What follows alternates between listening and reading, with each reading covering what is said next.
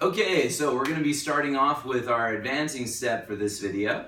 Now, we talked about the arrow step. Now, the advancing step is really important because it's the most common footwork, and it's also the one that keeps us close to our opponents so that they can't use any of their techniques in terms of their hands or their feet, and they have to really try to adjust as best as they can. But the thing about this one is that you really have to make sure that you have good structure. All your weight should be on the back leg, 100-0. So 100 should be on the back leg, 0 weight should be on the front leg. That's the distribution.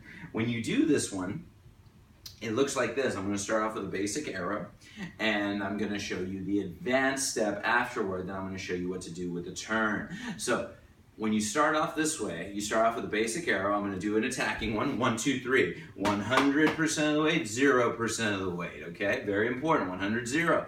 Then the advancing step comes with an extra step, and this foot drags. That's the advancing step. That looked really small, but I wanted to show it to keep it very structured, not to try to jump. This is a little bit bigger.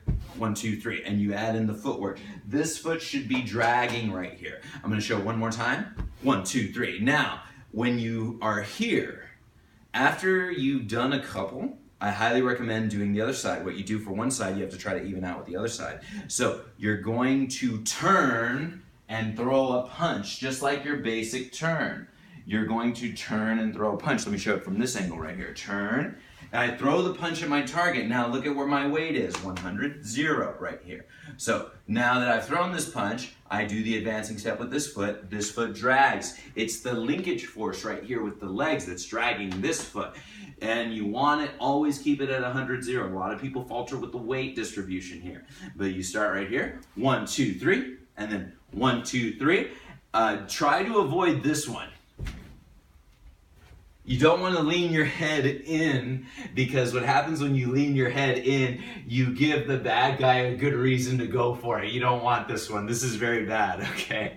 You want to keep your head back. Why? Because imagine the body is an army and the head is the general, but the general is made of glass. If one hit hits the general, breaks, then the army falters. You want to make sure you keep your CPU away from most of the hardware. You don't want anything to fall because you got hit in the face. That's why you don't put your face over here. Most conventional martial arts have their stances a lot front or evenly. We try to keep our heads back for protection, and they have to get past our hands and our legs to get to our head. So we're right here, and we're taking a step, 1, 2, 3. And we're taking a step, 1, 2, 3. Now we're gonna face this way, but I'm in a unique position right here. This hand is extended, so how am I going to punch this way? Because this shoulder should be turning in. Easy. I go in, and I throw it right here. Very, very simply.